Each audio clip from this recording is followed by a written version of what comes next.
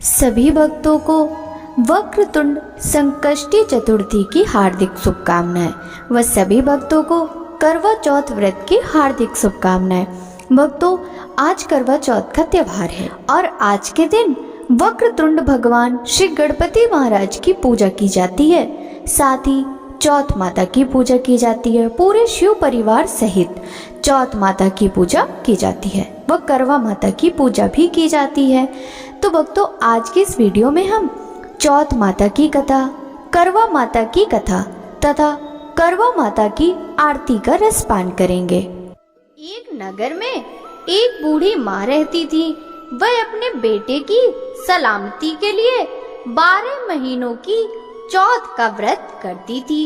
हर चौथ को पंसारी से थोड़ा सा गुड़ और घी लाकर 4 लड्डू बनाती, एक बेटे को देती, एक से पूजा करती, एक हथकार के लिए निकालती और एक चांद उगने पर खुद खा लेती थी।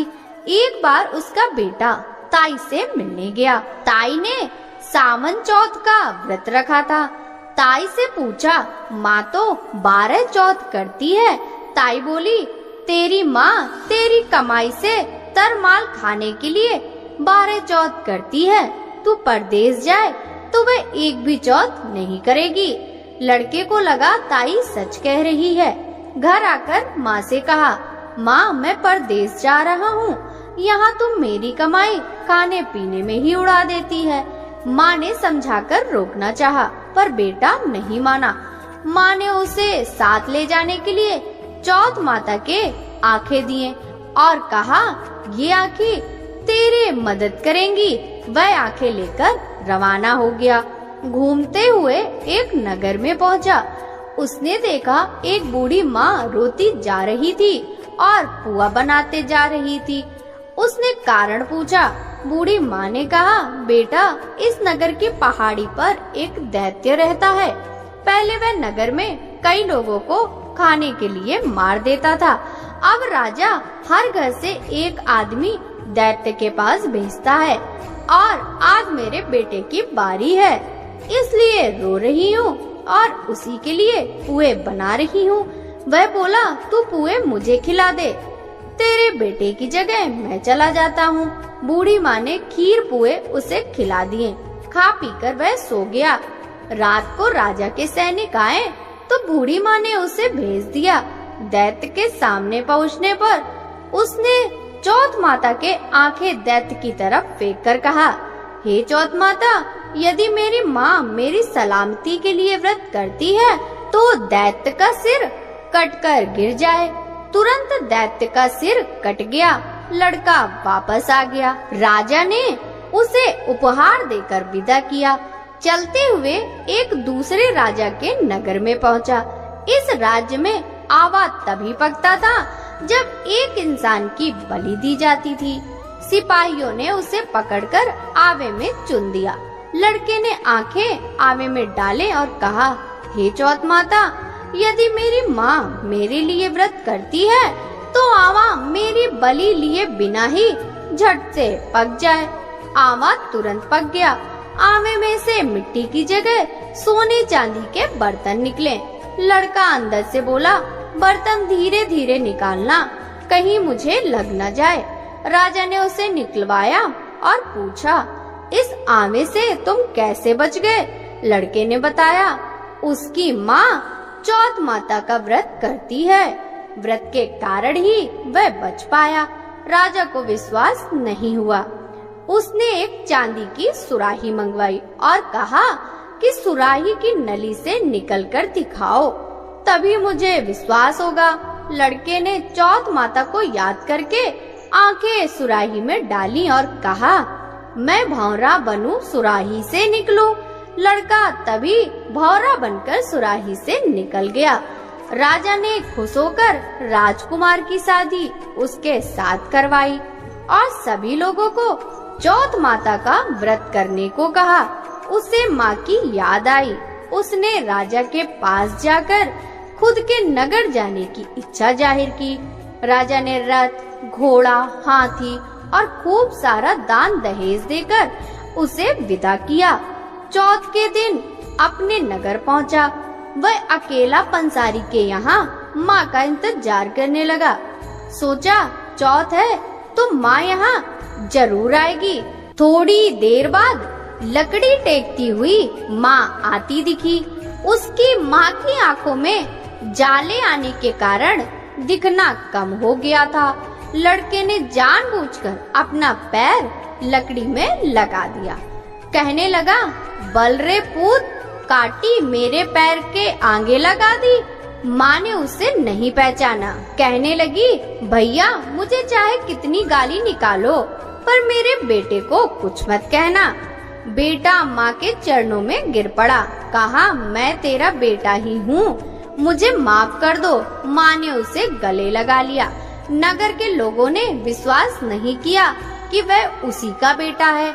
बूढ़ी माँ ने चौथ माता को याद करके कहा, हे चौथ माता, यदि मैं अपने बेटे के लिए व्रत करती हूँ तो मेरे स्तन में दूध भर जाए और उसकी धार मेरे बेटे के मुंह में गिरे। माँ के स्तन से दूध की धार निकलकर बेटे के मुंह में गिरने लगी। लोग चौथ माता की जय जयकार करने लगे। उस नगर के सभी लोग चौथ माता का व्रत करने लगे। हे चौथ माता, जैसे बूढ़ी माँ और उसके बेटे की सहायता की, वैसे ही हमारी भी सहायता करना। कहानी कहने, सुनने और हुंकारा भरने वालों पर कृपा करना। बोलो चौथ माता की जय। भक्तों, अब हम चौथ माता की दूसरी कहानी सुनेंगे। पुराने समय की बात है। एक ब्राह्मण था जिसके घर एक बेटा और बहू थे। बेटा और पिता कुछ कमाते तो नहीं थे। जो बहू के साथ आया हुआ दहेज का धन था, उसी से अपना काम चलाते थे। जब भी बहू घर से बाहर कचरा डालने जाती थी, तब उसके पास वाली पड़ोसन उससे पूछती थी कि बहू, आज खाने में क्या खाकर आई हो? तब वह बोलती थी, मैं तो ठंडी रोटी खाकर आई हूँ। एक दिन साहूकार के बेटे ने यह बात सुन ली। वह वहाँ से चला गया और अपनी माँ के पास जाकर बोला कि माँ, तू तो अपनी बहू को रोज गर्म खाना खिलाती है, फिर भी वह बाहर जाकर यह बोलती है कि मैं तो ठंडी रोटी बासी खाकर आई हूँ। तब माँ ने कहा, बेटा, मैं तो चारों थालियों में बराबर गर्म खाना परोसती हूँ। यदि तुम्हें यकीन नहीं है तो तुम खुद ही देख लेना। वह अगले दिन तबीयत खराब होने का बहाना बनाकर कंबल ओढ़कर लेट गया। तब उसको यह देखकर आश्चर्य हुआ कि बहू ने तो गरम गरम खीर और खांड का भोजन किया, और बहू जब बाहर गई तो वह उसके पीछे पीछे जाने लगा। तब पड़ोसन के पूछने पर बहू ने वही बात दोहराई कि मैं तो बासी रोटी खाकर आई हूँ। उसका पति उससे पूछने लगा कि तू अभी अभी तो गर्मा गर्म खाना खाकर आई है और पड़ोसन से कह रही है मैं बासी ठंडी रोटी खाकर आई हूँ, तू झूठ क्यों बोल रही हो? तब उसकी विद्वान पत्नी ने कहा कि यह ना तो हमारे कमाए हुए पैसों की रोटी है और न ही तुम्हारे पिताजी के कमाए हुए पैसों की रोटी। यदि हम इसी तरह बैठे बैठे धन को खर्च करते रहें तो एक दिन कुएं की पानी की तरह समाप्त हो जाएगा। इसके बाद उसका पति कमाने के लिए विदेश चला गया। पीछे से उसकी पत्नी 12 महीने का चौथ व्रत करती थी। उसको विदेश में रहते हुए 12 वर्ष व्यतीत हो गए। तब चौथ माता और विंध्यायक जी महाराज ने सोचा इसको अब घर बुलाना चाहिए। चौथ माता लड़के के सपने में जाकर बोली, तू अब घर चला जा, तेरी पत्नी को तेरी बहुत याद आती है। वह बोला कि मैं घर कैसे चला जाऊं? मेरे यहाँ इतना बड़ा कारोबार फैला हुआ है। तब चौथ माता ने कहा, तू सुबह एक दीपक जलाकर चौथ माता का नाम लेकर बैठ जाना। जिनके पैसे बकाया है वह पैसे दे जाएंगे और लेने वाले ले जाएंगे। लड़के ने वैसा ही किया। उसका सारा काम एक दिन में ही निपट गया। वह अब घर जा रहा था तो उसे रास्ते में एक सांप दिखाई दिया जो आग के पास जा रहा था। उसने सांप को आग से बचाने के लिए सिसकार दिया। ऐसा करने से नागराज क्रोधित हो उठे और कहा कि मैं तो इस पाप योनि से मुक्ति के लिए जा रहा था, तूने मुझे सिस्कार दिया, अब मैं तुझे डस लूंगा। तब वह लड़का बोला, मैं 12 वर्ष बाद अपने घर जा रहा हूँ, आप मुझे अवश्य ही डस लीजिएगा, किंतु आज मुझे अपने घर वालों से मिलने दीजिए। आप कल रात को आकर मुझे डस लेना। नाग ने उसकी शर्त मांग ली और वहाँ से चला गया।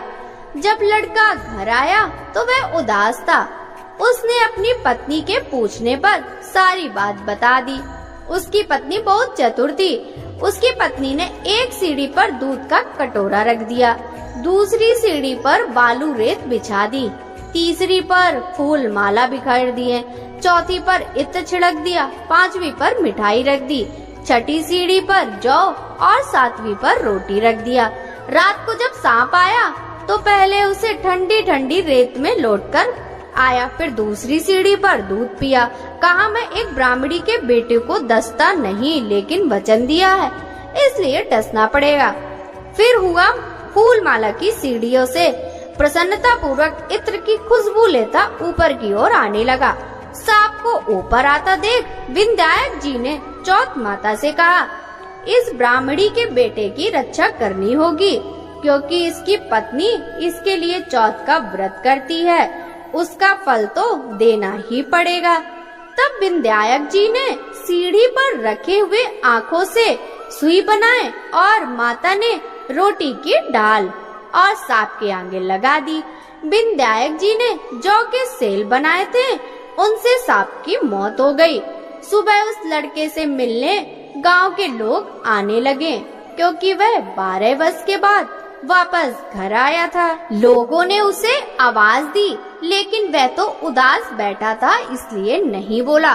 जब उन्होंने देखा कि सीढ़ियों पर तो खून पड़ा हुआ है, तो वे चिल्लाने रोने चीखने लगे कि ब्राह्मण, आज तो तेरा बेटा मर गया।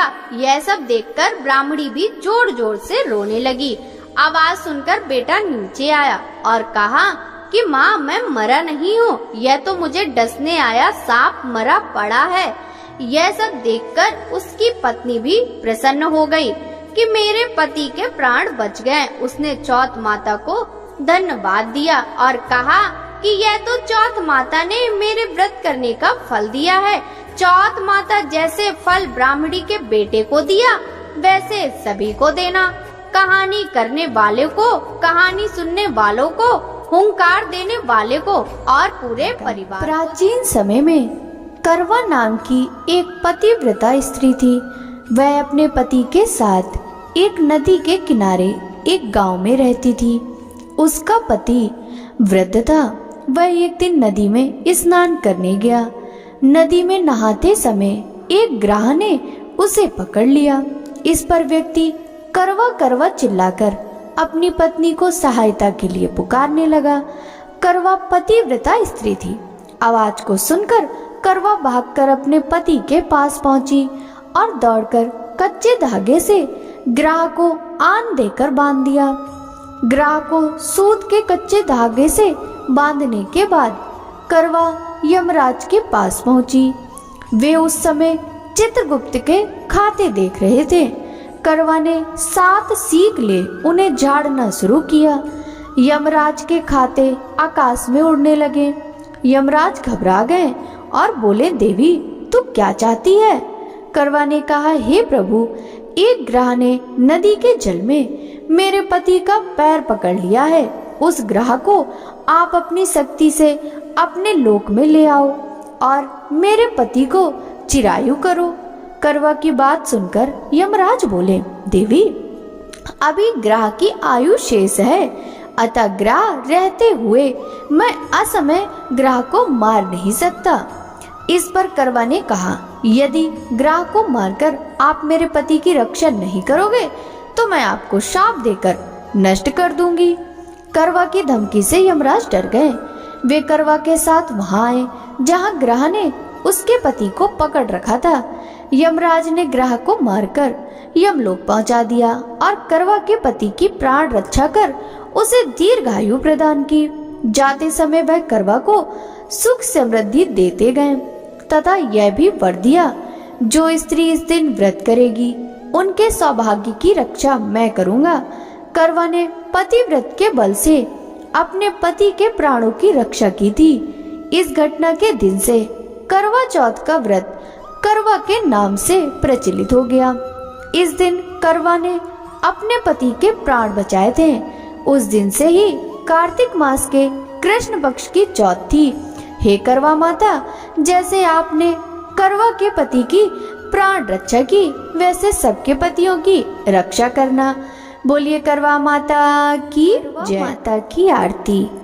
ओम जय करवा मैया, माता जय करवा मैया।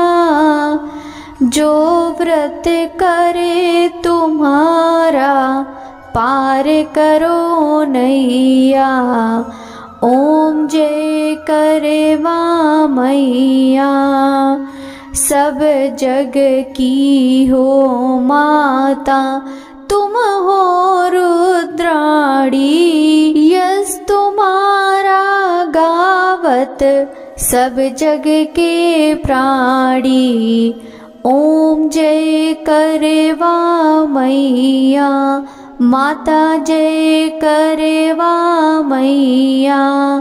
कार्तिक कृष्ण चतुर्थी जो नारी व्रत करती, दीर्घायु पति होवे दुख सारे हरती। ओम जय करवा मैया, माता जय करवा मैया। होए सुहागिन नारी सुख संपत्ति पावे। गणपति जी बड़े दयालु विघ्न सभी नासे। ओम जय करवा मैया, माता जय करवा मैया। करवा मैया की आरती व्रत करे जो गावे। व्रत हो जाता पूरन सुख संपत्ति पावे।